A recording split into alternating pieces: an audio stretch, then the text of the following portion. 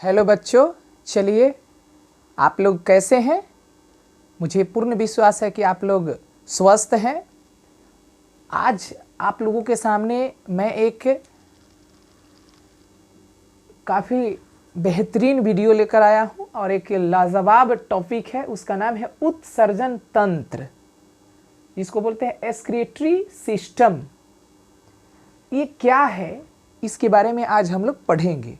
आप लोग जानते हैं कि हम जब पढ़ाते हैं तो कुछ ना कुछ अवश्य कहते हैं, लेकिन आज मेरे पास वैसा शब्द नहीं है, इसलिए आप लोग अपने से हंस लीजिएगा। लेकिन कहना है कि त्वचा, फेफड़ा, यकृत, लीवर, त्वचा, फेफड़ा, यकृत, किडनी, यह है उत्सर्जी अंग।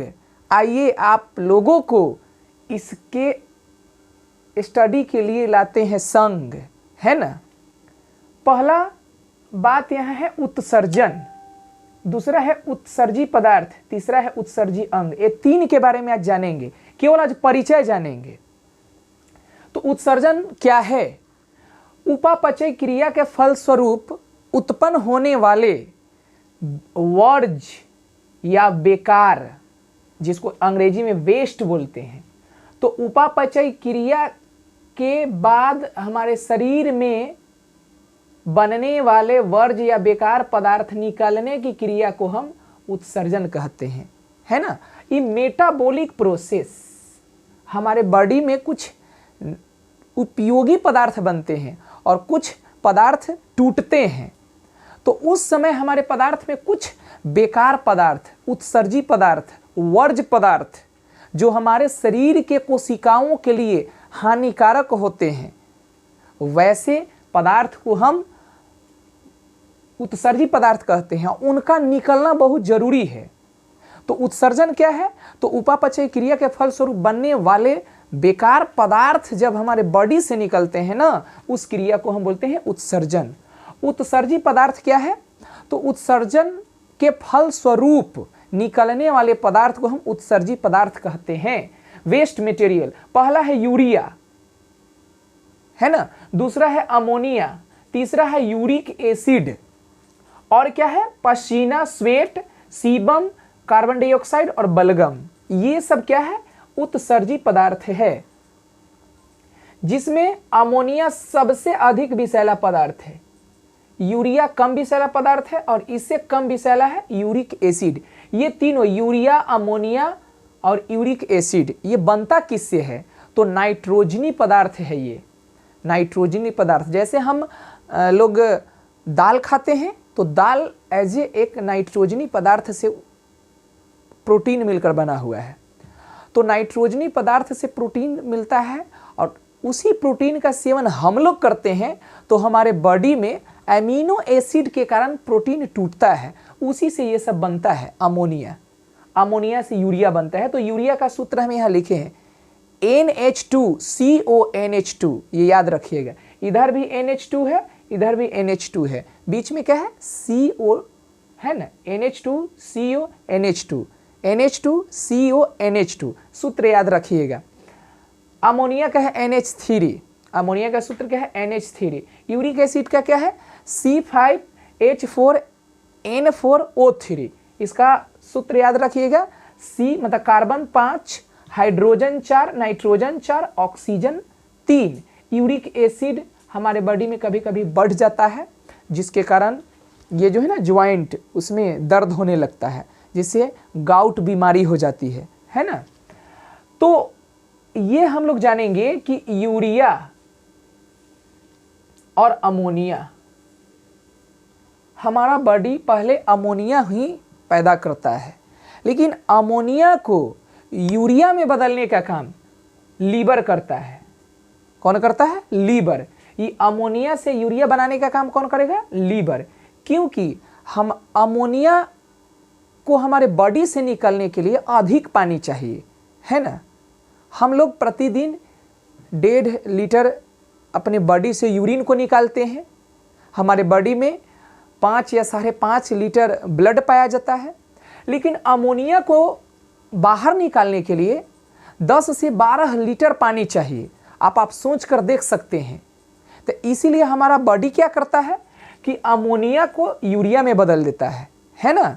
तो इसको बदलने का काम कौन करता है? यकृत। यकृत हमारे शरीर के सबसे बड़ी ग्रंथि है ना, और यकृत बहुत उपयोगी अंग है ना। तो अमोनिया को अमोनिया को किस में बदलेगा? यूरिया में बदलेगा। अमोनिया को किस में बदलेगा? यूरिया में बदलेगा। त्वचा, आइए त्वचा के बारे में पढ़ते हैं। त्वचा से पसीना निकलता है, सीबम निकलता है। सीबम जानते हैं? जब आप सुबह उठिएगा ना तो अपनी नाक को ऐसे पोंछकर ऐसे देखिएगा ना तो तेल निकलता है ना, वो सब वसा होता है, ग्लिसरीन उसमें पाया जाता है, तेल। ये दो कारण से भी हो सकता है। जब हम प्यूबर्टी में होते हैं, प्यूबर्टी का मतलब किशोरावस्था, जो 11 से लेकर और 18 के एज में होता है, उसमें क्या होता है? हमारे बॉडी में हार्मोनल चेंजिंग होता है।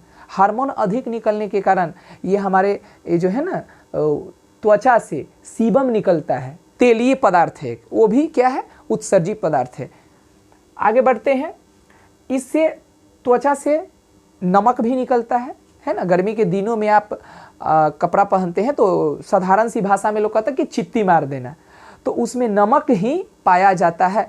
ऐसे आप ऐसे चाट कर देखिएगा ना त्वचा को तो वो भी नमकीन लगता है। फेफड़ा क्या करता है? कार्बन डाइऑक्साइड और बलगम।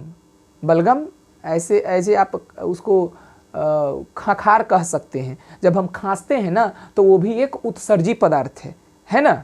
जब हम लोग प्याज खा लेते हैं या लहसुन खाते हैं ना या मूली, तो उससे भी वाष्प के रूप में उत्सर्जी पदार्थ निकलते हैं। ये सल्फर के कारण होता है। यहाँ ब्रिक जो है ना, ये इसको इंग्लिश में बोलते हैं किडनी, है ना। किडनी जो है ये यूरिया को निकालेगा किस रूप में? यूरिन के रूप में, मूत्र के रूप में। मूत्र के रूप में हमारे बॉडी से यूरिया को निकालने का काम करता है। ये प्रमुख उत्सर्जी अंग है। इसी के बारे में हम लोग पढ़ेंगे ये एक्सक्रीटरी सिस्टम में, लेकिन आज हम आपको परिचय बताए हैं। दूसरी बात है, मूत्र जब निकलता है ना, तो जैसे ही हमारे बॉडी से मूत्र निकलता है तो कुछ देर के बाद वो यूरिया फिर अमोनिया में चेंज हो जाता है ना। तो जिस स्थान पर लोग अधिक पेशाब करते हैं ना, वहाँ अगर उस रास्ते से गुजरिएगा तो काफ़ी गंध देता है, या छोटा बच्चा पेशाब कर देता है तो 2-3 घंटा के बाद वो बिछावन महकने लगता है। उसकी माँ जान जाती है कि छोटा जरूर पेशाब किया है कि ना।